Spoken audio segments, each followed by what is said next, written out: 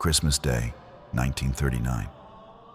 A village midwife in rural Sicily holds a newborn, suddenly paralyzed by an unnatural, heavy silence. She peers into the infant's face and recoils in sheer terror.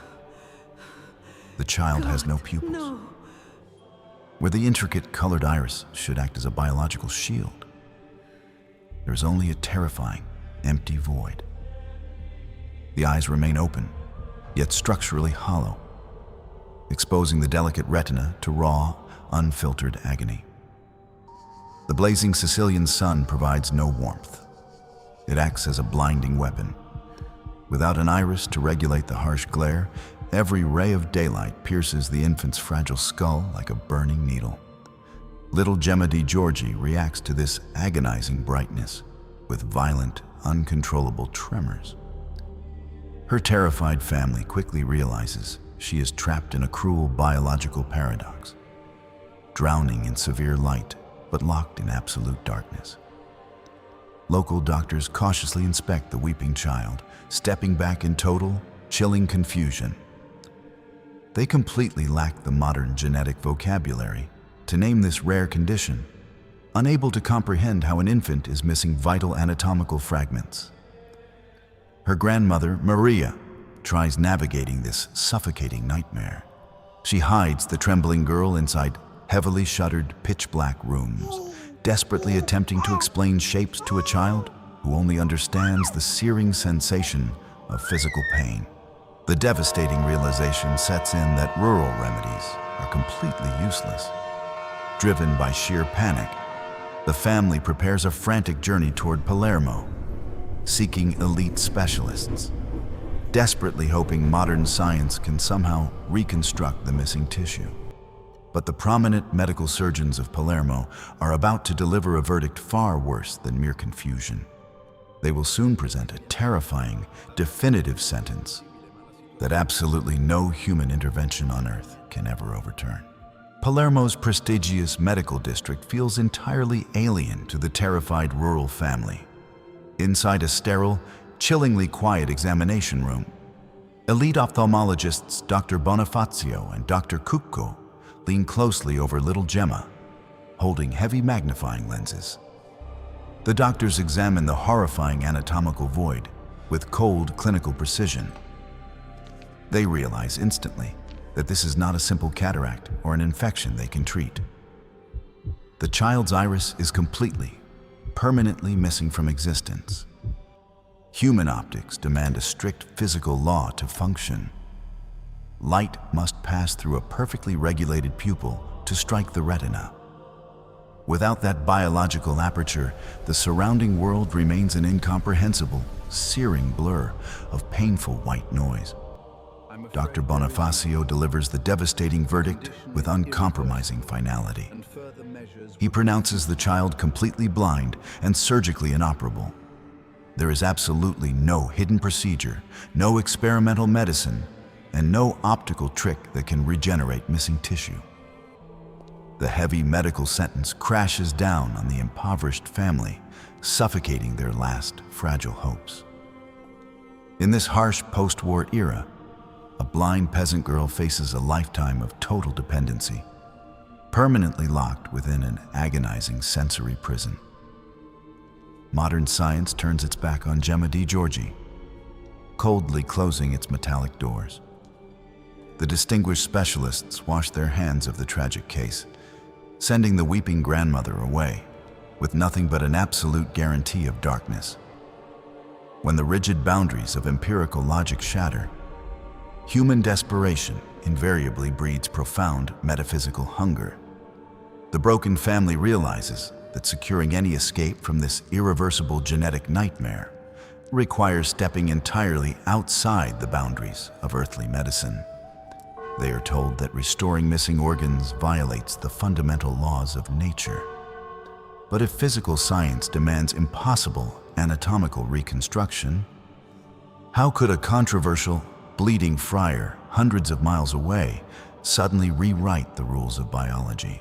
Far from Sicily, isolated inside a freezing Gargano monastery, a controversial friar bleeds daily. Francesco Forgione, known as Padre Pio, suffers from unexplained stigmata.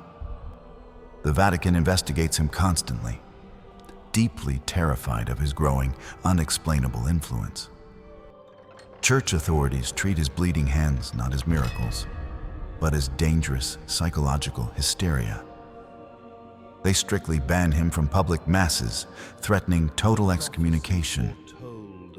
He lives trapped in dim, claustrophobic corridors, constantly watched by suspicious inquisitors. While eminent doctors dismiss Gemma's missing pupils, her desperate family turns toward heaven. A devout relative, a cloistered nun, begins praying relentlessly for the blind child. She explicitly targets the isolated, suffering friar for divine intercession.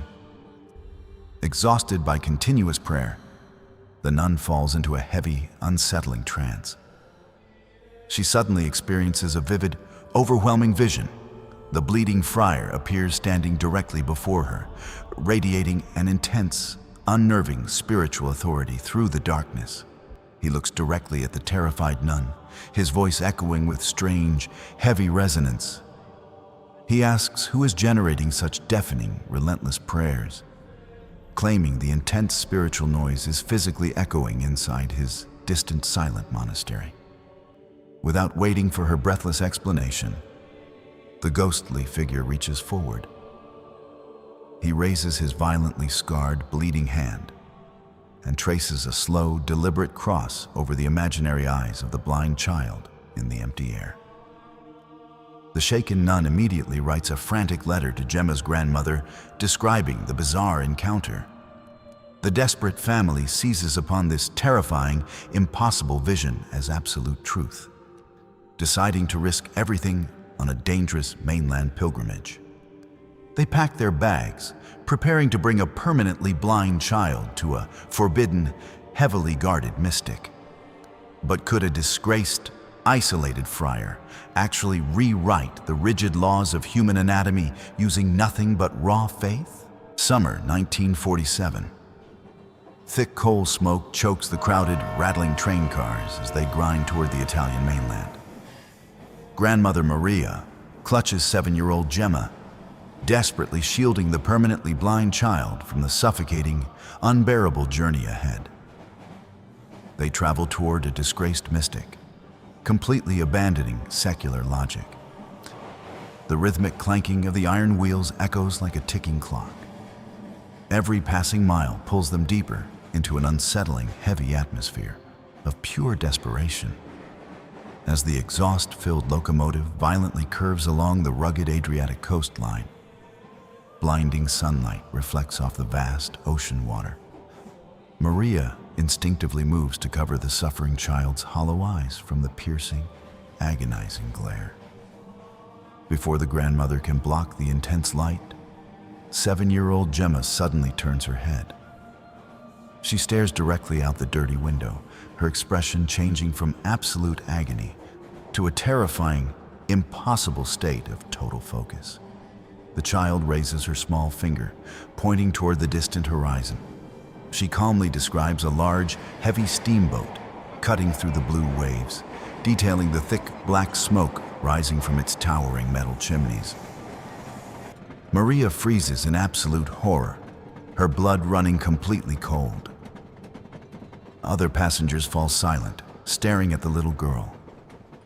They know this child possesses no pupils to process light, making visual perception biologically impossible. The panicked grandmother desperately pulls the girl closer, trembling as she inspects her eyes. The terrifying anatomical void remains.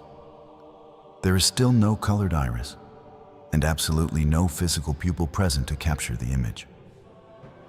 They are miles away from the isolated monastery, completely untouched by the bleeding friar. How could optical logic break before physical contact even occurs? Is the rumored divine healing entirely independent of space and time? The heavy wooden doors of San Giovanni Rotondo open into a suffocating, overcrowded sanctuary. Thousands of desperate pilgrims press together, creating a thick, feverish atmosphere of raw human anguish, all waiting for the bleeding friar. Deep inside the dimly lit church, a narrow confessional booth sits bathed in sharp, angled shafts of dusty sunlight.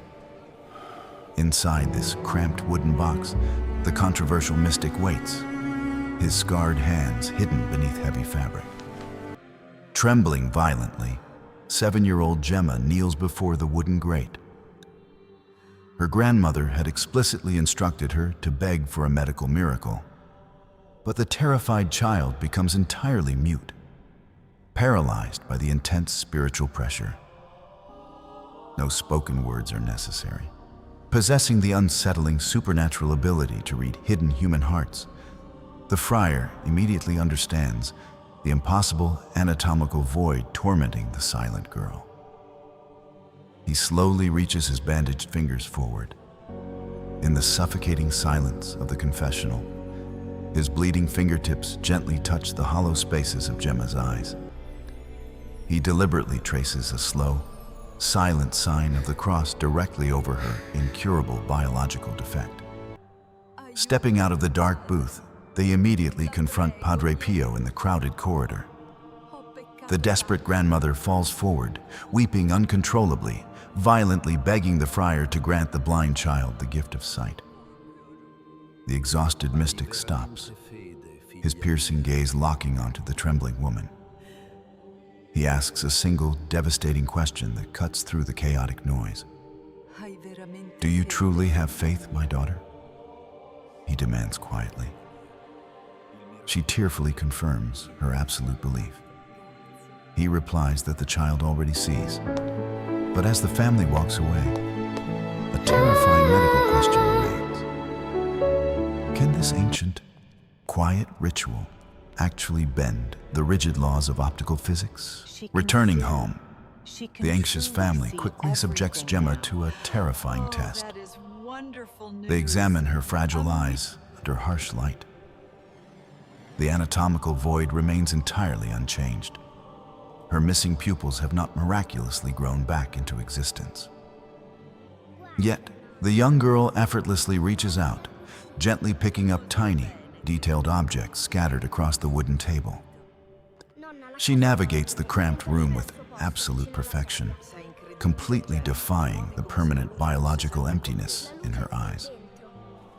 Desperate for a logical explanation, they bring her before Professor Caramazza, an elite ophthalmology authority in Perugia. He coldly reviews the old medical files, fully expecting to examine a completely blind child trapped in darkness. He shines an intense diagnostic beam directly into her hollow eyes. The professor freezes, completely paralyzed by scientific dread. The physical structures required for human vision are absolutely missing, yet the optic nerves are perfectly firing. The rigid walls of empirical science violently collapse inside that sterile clinic.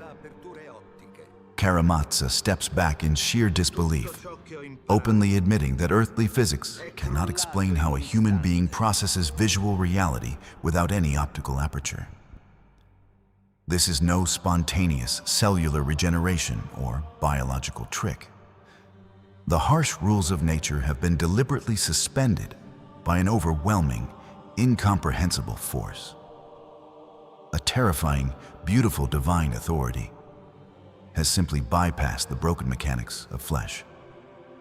A disgraced, bleeding friar, whispering quietly inside a distant confessional, had somehow pierced the veil of human reality.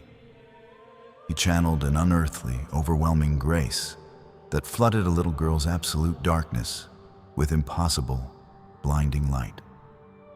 True faith does not always repair our broken human vessels. Sometimes, it violently shatters the boundaries of mortal logic entirely, allowing the glorious, overwhelming breath of God to illuminate our deepest, most impossible voids with grace.